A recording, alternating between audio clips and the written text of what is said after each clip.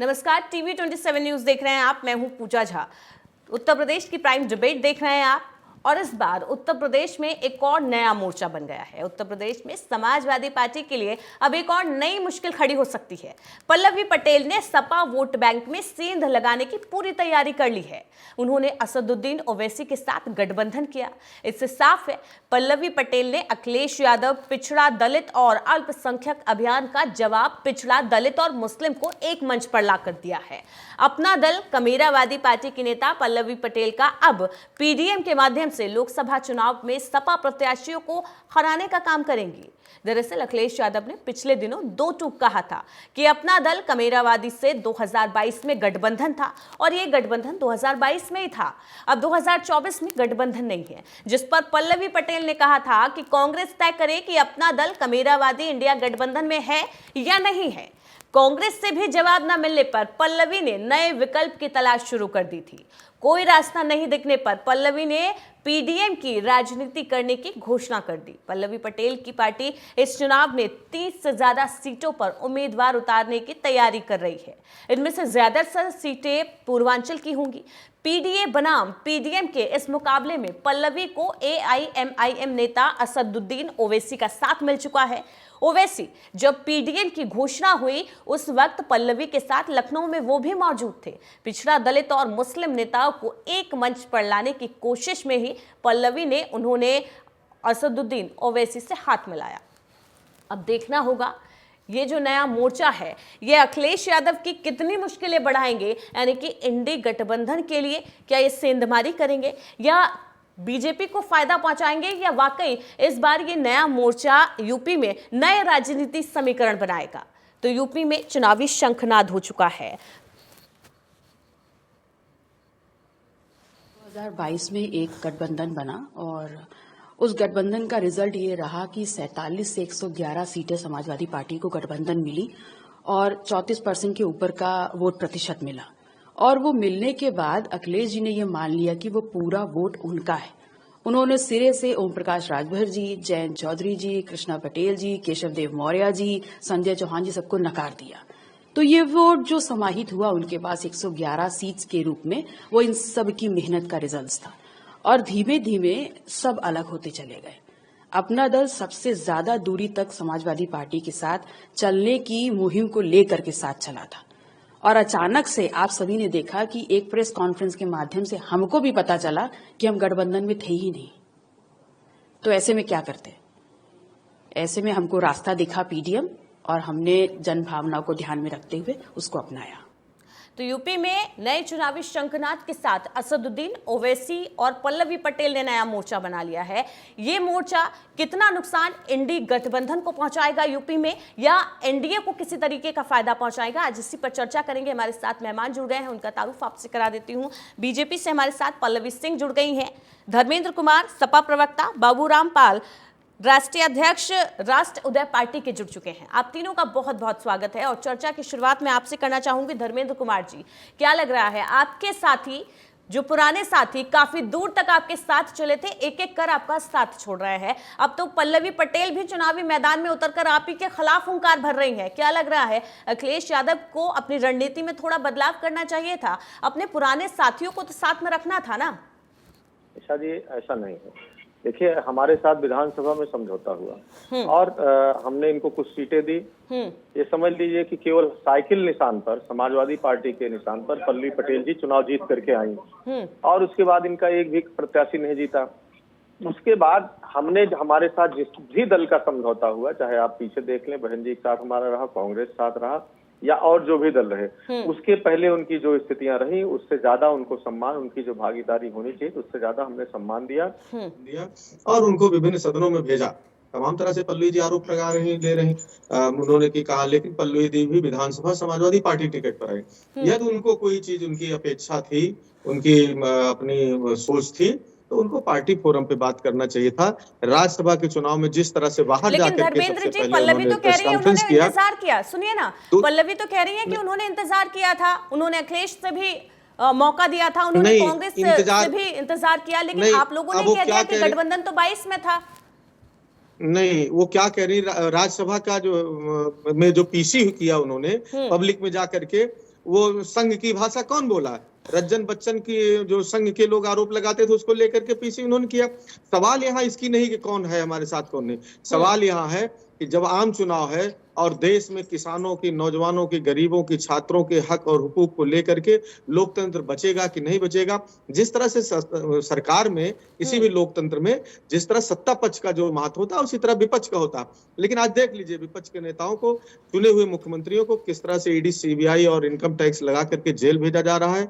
निष्पक्ष, यहाँ तक निष्पक्ष चुनाव हो सके इसको भी बाधित करने का प्रयास हो रहा है। ऐसे में जब सीधे दो धुरे हैं तो कई तरह के चुनाव होते हैं, इसमें कोई बात नहीं, राजनीतिक पार्टी उनको चुनाव लड़ने का हक है। लेकिन उत्तर प्रदेश की जनता और देश की जनता देख रही तो चुनाव जीतने के लिए लड़ रहे हैं कि किसी का वोट काटने के लिए, किसी को फायदा पहुंचाने के लिए।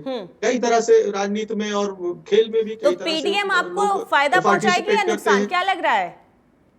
देखिए पीडीए, अब देखिए पीडीए में पीडीएम क्या सोच है। अब मुस्लिम में, अल्पसंख्यक में भी बांटने का काम हो रहा है। हम तो सबको जोड़ के ले चलना चाहते हैं। अगर ए से अल्पसंख्यक, ए से अगला, लेकिन पल्लवी ने तो आप ही से सीखा है ना, आप ही के साथ रही है, तो आप ही से सीखकर वो आगे बढ़ी है। अगर ए से अगला अल्पसंख्यक, ए से आदिवासी, ए से अगला भी हो रहा है तो उसमें क्या दिक्कत थी? अब अल्पसंख्यक में भी बांटने का काम कर रहे हैं। तो ये लोग सोचिए किस तरह से भारतीय जनता पार्टी के हाथ खेल रहे हैं। चलिए ठीक है, पल्लवी सिंह हमारे साथ जुड़ी हुई हैं बीजेपी से, उन्हीं से जवाब ले लेती हूँ। पल्लवी जी, क्या लग रहा है? आप पे तो आरोप लग रहे हैं कि आपने छोटे दलों को तो तोड़ दिया, इंडिया गठबंधन में भी सेंधमारी कर दी है। अब पल्लवी पटेल और ओवैसी एक साथ आ रहे हैं, क्या लग रहा है ये पीडीएम आपको फायदा पहुंचाएगा या नुकसान 2024 में? देखिए, भारतीय जनता पार्टी अपने लक्ष्य के साथ आगे अग्रसर है, विकसित भारत का संकल्प लेके। तो ये टूट हुई है, ये समाजवादी पार्टी में हुई है, एनडीए परिवार में कोई टूट नहीं हुई। और भारतीय जनता पार्टी, एनडीए परिवार अपने लक्ष्य पे अडग है। मिशन 80 उसका उत्तर प्रदेश का है, 370 उसका भारत का मिशन है, जिसपे वो अडग है। टूट इनकी हुई है क्योंकि इन्होंने कभी भी अपने साथ जो भी सपोर्ट किया समाजवादी पार्टी को, कभी भी उनको बराबर का हकदार बनाया ही नहीं। उन्होंने हमेशा यही जताया है कि हमारी वजह से आप इलेक्शन जीत रहे हो, हमारी वजह से आपको जो भी वोट मिला है। कभी भी उनसे उनकी मर्जी के हिसाब से उनको टिकट देना या यदि आप गठबंधन में किसी को लगा रहे हैं तो गठबंधन का मतलब होता है कि आप उसको बराबरी का हक दें, तो इन्होंने कभी दिया नहीं। तो ये उनकी टूट है। फायदा या नुकसान जो भी होगा वो समाजवादी पार्टी को होगा। और पीडीएम की ये बात कर रहे हैं, मैं ये कहना चाहूंगी, भारतीय जनता पार्टी सर्व धर्म में विश्वास रखती है, वो सभी को साथ लेके चलती है। सिर्फ पीडीएम की भी बात नहीं करती है, उसमें सभी लोग आते हैं, सभी जो भी इस समाज के लोग हैं, आदिवासी हैं। लेकिन अगर इतनी ही मजबूत भारतीय जनता पार्टी है तो फिर बाकी जो दल आ रहे हैं उनको क्यों लिया जा रहा है? इंडिया गठबंधन में से जो छोटे दल तोड़े गए उनको तोड़ने की नौबत क्यों आई है? भारतीय जनता पार्टी किसी को तोड़, लेकिन न्योता तो आपने दिया है ना? अपनी ना देखिए, विचारधारा से प्रभावित होकर यदि कोई आना चाहता है एनडीए में, उसका स्वागत है। यदि आप ये बोलेंगे कोई दल तोड़ता है, बिल्कुल भी ऐसा नहीं है। इनकी आप समाजवादी पार्टी का आप एक नहीं, आप कितने एग्जाम्पल ले लीजिए। 2022 के बाद से सब तो खुद ही जा रहे हैं छोड़ के। क्यों जा रहे हैं? देखिए, यदि आप किसी को बुला रहे हो तो आप उसको यदि वो सम्मान नहीं दोगे तो आपके पास कोई क्यों रुकेगा, आपके साथ क्यों रहेगा? तो एनडीए परिवार क्यों बढ़ता जा रहा है? एनडीए परिवार इसलिए बढ़ता जा रहा है, यहाँ पे उनको वो सम्मान मिल रहा है। इसपे मैं कोई एक छोटी बात नहीं कर रही हूँ, पूरा देश एनडीए के साथ है। चलिए ठीक है, हमारे साथ राष्ट्रीय पार्टी के अध्यक्ष भी जुड़े हुए हैं, आपका रुख करूंगी। बाबूराम जी, क्या लग रहा है पीडीएम जो नया मोर्चा बना है उत्तर प्रदेश में, ये कितना कारगर साबित होगा 2024 में पीडीए वोटों को अलग करने में? बहुत बहुत धन्यवाद। कि जो पीडीएम नया मोर्चा बना है, ये मूल रूप से अब तक जो समाज को राजनीतिक भागीदारी नहीं मिल पाई है जी, जिनका सामाजिक उत्थान नहीं हुआ है, ऐसे समाज को आगे लाने के लिए अब पीडीएम बना है। यह पीडीएम का उद्देश्य ना तो पीडीए इसका टारगेट है, ना तो एनडीए इसका टारगेट है। क्योंकि एनडीए की सरकार लंबे समय से चलने के बाद भी बात तो ये सबकी करते हैं, लेकिन जब पिछड़ों के साथ, खास करके अति पिछड़े, अत्यंत पिछड़े समाज के साथ जो ज्यादती, अत्याचार, अन्याय होता है, उस समय पे यह जो है कि सबकी बात करने वाले दिखते नहीं हैं। आपने अभी देखा होगा, बहुत बड़ी घटना प्रधानमंत्री जी के लोकसभा क्षेत्र वाराणसी में जो है भिक्पुरी ग्राम सभा में मोनिका पाल जी की निर्मम हत्या होकर के लाश को बोरी में भर दिया गया और वहां पे भारतीय जनता पार्टी के किसी वरिष्ठ नेता के पास समय नहीं मिला जाने के लिए। लेकिन बाबूराम जी, मेरा तो एक सवाल ये आज है कि जब आप राजनीतिक दल जो होते हैं दोनों, चाहे हम एनडीए की बात कर लें या इंडिया गठबंधन की, दोनों सत्ता में रहे हैं, और जब छोटे जो क्षेत्रीय दल होते हैं वो उनके साथ सत्ता में होते हैं, तब अपने मुद्दों को क्यों नहीं उठाते हैं? क्योंकि अलग से पार्टी बना लेना इसका मतलब ये तो नहीं है कि सामाजिक उत्थान हो जाएगा, पिछड़ों की बात हो जाएगी, क्योंकि सत्ता में आने के लिए तो फिर वही लंबा संघर्ष होगा। जब सत्ता में होते हैं अगर तब बात उठाई जाए तो इन सब चीजों की जरूरत नहीं होगी ना। नहीं, बात इसीलिए तो दल बनाने की जरूरत पड़ती है। यह पार्टियां और पीडीएम के लोगों के हित की बात नहीं करती है, उनके सुख दुख में खड़ा नहीं होते हैं, इसीलिए दल बनाने की जरूरत पड़ती है। और रही बात आज जो सत्ता में, आपके कहने का तात्पर्य है जो और नेता हैं गठबंधन में जी, और अपने बात सत्ता में होकर के अपने लोगों की बात नहीं करते हैं, इसीलिए आज समाज उनका साथ छोड़ चुका है।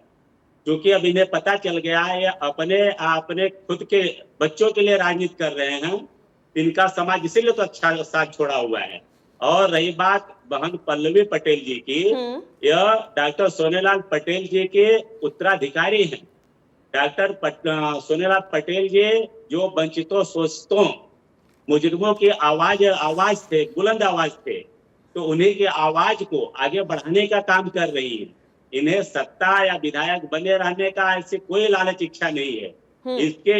इसलिए इनके इस लड़ाई में विश्वास रखते हुए आज हम राष्ट्रीय पार्टी के सभी लोग और प्रगतिशील मानव समाज पार्टी के राष्ट्रीय अध्यक्ष जो है प्रेमचंद बिंद जी और ओवैसी जी मिल करके हम सब आज जो है कि पीडीएम को मजबूत करने के काम कर रहे हैं। ठीक है, धर्मेंद्र जी, आपको क्या लगता है पीडीएम का बनना कहीं ना कहीं आप ही के वोटों में सेंधमारी होगी? क्योंकि जिस तुष्टीकरण की राजनीति का आरोप अखिलेश यादव पर लगता है, उसी तुष्टीकरण की राजनीति में अब वो फंसते हुए नजर आ रहे हैं। एक तरफ ओवैसी हैं, पल्लवी पटेल साथ आ गई हैं, आपका वोट बैंक यहाँ पर खिसकता हुआ नजर आएगा। नहीं निशा, बिल्कुल नहीं। देखिए, जनता देख रही है, ओवैसी के बारे में भी मालूम है, भारतीय जनता पार्टी की भी टीम है और इनको भी भारतीय जनता पार्टी को फायदा पहुंचाना है। सवाल यहाँ है, अभी भारतीय जनता पार्टी की हमारी प्रवक्ता कह रही थी कि भारतीय जनता पार्टी अपने मिशन और लक्ष्य लेकर के कितनी डरी हुई है। इनका एक तो संविधान विश्वास नहीं है। संसद के अंदर इनके सर्वोच्च लीडर ये कहते हैं कि अगला बजट में पेश करूंगा। आपको देश के जनता पर और लोकतांत्रिक व्यवस्था पर विश्वास नहीं है कि आप ये कहते हैं कि जब जनता चुनेगी तब मैं पेश करूंगा। आप सीधे कह रहे हैं मैं पेश करूंगा। ये डेमोक्रेसी है? ये कोई आपका राजतंत्र थोड़ा है? दूसरा, सबसे महत्वपूर्ण आपके डर का ये आलम है कि आप कहते हैं 67,000 करोड़ का जो है सिंचाई घोटाले के आरोपी का भाषण देते हैं कि इनको तो चक्की पीसिंग और अगले दिन शपथ दिला देते हैं। देश के गृह मंत्री जी हेमंत शर्मा के बारे में कहते हैं कि ये सबसे दुनिया का सबसे भ्रष्ट नेता है, उसको मुख्यमंत्री बना देते हैं। अगले अशोक चौहान के बारे में कहते हैं कि इनके ऊपर ये घोटाला है, आप राज्यसभा भेज देते हैं। आप बिहार के अंदर नीतीश कुमार के लिए दरवाजे हमेशा के लिए बंद करते हैं, चीख करके भारतीय जनता पार्टी के सर्वोच्च लीडर कहते हैं। अगले दिन पलक पावड़े बिछा करके उनको अपने इस्तीफा दिला के तुरंत मुख्यमंत्री बनाते हैं, अपने गठबंधन साथी बनाते हैं। और रही बात गठबंधन में सम्मान की बात अभी कर रहे थे, पीडीपी से सत्ता के लिए आपने गठबंधन किया, आज क्या स्थिति है? जिसको आप राष्ट्रद्रोही पार्टी कहते हैं उसके साथ आप जाकर के सत्ता शेयरिंग कर रहे थे। आप पंजाब के अंदर आपका गठबंधन था, बहुत पुराना, आपके पुराने नेताओं के समय का, उनका क्या सम्मान कर रहे हैं? महाराष्ट्र के अंदर आपके एक बहुत पुराने साथी थे, उनकी पार्टी ही आपने निगल लिया, उसको समाप्त करने का प्रयास किया, एक तरह से तोड़ ही दिया। तो आपका तो बहुत खराब इतिहास है गठबंधन के साथियों से व्यवहार के मामले में। ठीक है, धर्मेंद्र जी इसी का जवाब ले लेते हुए पल्लवी जी से। पल्लवी जी, आप कहते हैं कि जो विपक्षी गठबंधन इंडिया है वो भ्रष्टाचार की पार्टी है, वहां के सारे नेता भ्रष्टाचार में लिप्त है, लेकिन जब वहीं से कोई नेता आपकी पार्टी में आता है तो उन पर भ्रष्टाचार के लगे सारे आरोप धुल जाते हैं, फिर उस बारे में कोई बात नहीं होती। देखिए, ये बिल्कुल गलत बात है, ये सोच का तरीका है। भ्रष्टाचारियों पे हर तरीके से तलवार चल रही है, किसी भी पार्टी का भी हो, कैसा भी हो। लेकिन हेमंत बिस्वा शर्मा हो, अशोक चौहान हो, इन पर तो कोई अब केस नहीं चल रहा ना, अब तो उनके सारे भ्रष्टाचार, अब कोई बात नहीं होती ना। देखिए, जो भी केसेस चल रहे हैं सब कुछ कोर्ट में है, सारी चीजें बहुत से प्रूफ होती है। ये अगर मैं इसकी बात करूँ, INDI जो इनका अलायंस है, इनको तो न्याय व्यवस्था पे विश्वास ही नहीं है। इनका सीधे सीधे यदि ईडी कुछ कार्रवाई करे, यदि इनकम टैक्स कुछ कार्रवाई करे, हाई कोर्ट अगर कोई चीज बोले तो इनको लगता है कि भारतीय जनता पार्टी कर रही, तो न्याय व्यवस्था तो इनके हिसाब से कुछ है ही नहीं। यहाँ पे कुछ भी होता है, एक पत्ता भी खड़केगा तो भारतीय जनता पार्टी ने किया, ये इनका वो है। अब रही बात आप जो उसकी बात कर रही हैं, जिसको भी जो भी है कार्यवाही वो कोर्ट कर रही है, जिसका भी होगा, जो भी न्याय, जो भी आएगा, रिजल्ट आएगा, जो भी आएगा वो सबको पता चलेगा। और यहाँ पे भ्रष्टाचारी एक एक करके निकल रहे हैं, तो इस वजह से इन लोगों को कष्ट हो रहा है। चाहे वो कांग्रेस पार्टी की बात कर लीजिए, आप पार्टी की, जिसकी भी बात कर ले, पहले ये सभी जो है एक दूसरे के ऊपर लगा रहे थे कि ये आरोप, वो आरोप, इन्होंने ये किया, उन्होंने किया। अभी सब एक दूसरे को बचाव कर रहे हैं, सब एक साथ आके उसके आम आदमी पार्टी के साथ बोल रहा है, कांग्रेस के साथ बोल रहा है, सभी तो ये जो है एनडीए जो है, भारतीय जनता पार्टी ने एक लक्ष्य बना के रखा है कि इस देश से भ्रष्टाचार को मुक्त करके रखेगी। और ये सब साथ में आ रहे हैं, भ्रष्टाचार करो और क्या कहते हैं, परिवारवाद बढ़ाओ, इस पे जो है इस पे ये लोग काम कर रहे हैं। और भारतीय जनता पार्टी काम कर रही है, तो उसमें क्या करेंगे? कितनी भी न्याय व्यवस्था है, जो देश की न्याय व्यवस्था, please don't interrupt in between, I am not speaking. जवाब और दे दीजिए। तो ये जो है न्याय व्यवस्था पे हमेशा से सवाल उठाते आए, जब भी धर्मेंद्र जी ये तो सही है ना, न्याय व्यवस्था पर आप हमेशा से सवाल उठाए हैं। जब भी ईडी सीबीआई कार्रवाई करती है, आप आरोप लगा देते हैं कि बीजेपी के आदेश पर काम कर रही है, जबकि वो शिकायत के आधार पर काम कर रही है।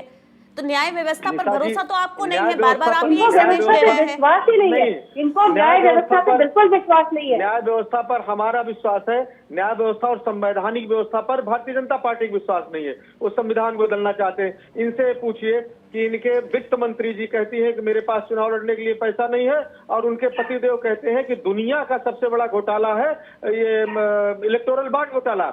इनकी ईडी, इनकी सीबीआई नड्डा जी से कब पूछताछ करेगी? केवल इसी का जवाब दे दें, वो जो भी करे पूछताछ। आपको नहीं लगता 2024 का लोकसभा चुनाव अखिलेश यादव के पास एक अच्छा मौका था खुद को प्रूव करने का, सभी दलों को एक साथ लेकर चलते तो शायद वो बीजेपी के खिलाफ नैरेटिव सेट करने में कामयाब रहते। धर्मेंद्र जी सुन रहे हैं आप मुझे? आप भारतीय जनता पार्टी का आप पहले सोच के बोलिए, आप क्या बोल रहे हैं? कराते हैं आपको तो भ्रष्टाचार पे डूबे, आप तो सारे लोग आकर डूबे हुए हैं, आप क्यों नहीं जेपीसी? आप क्या बात कर रहे हैं? भ्रष्टाचार को आप लोग पूरी तरीके से सपोर्ट चलिए करते ठीक है, हैं। भ्रष्टाचार के आरोप दोनों ही पार्टियों पर लगते हैं, आरोप प्रत्यारोप का जो दौर है ये तो चलता रहेगा चुनाव तक। ठीक है बाबूराम जी, मैं आपके पास आना चाहूंगी। पीडीएम 30 सीटों पर उम्मीदवार उतारने की तैयारी कर रही है, क्या लग रहा है? एक तरफ बीजेपी के बड़े बड़े नेता होंगे, ऊपर से अखिलेश यादव भी पूरी तैयारी के साथ, पूरे समीकरण के साथ अपने प्रत्याशियों को उतार चुके हैं।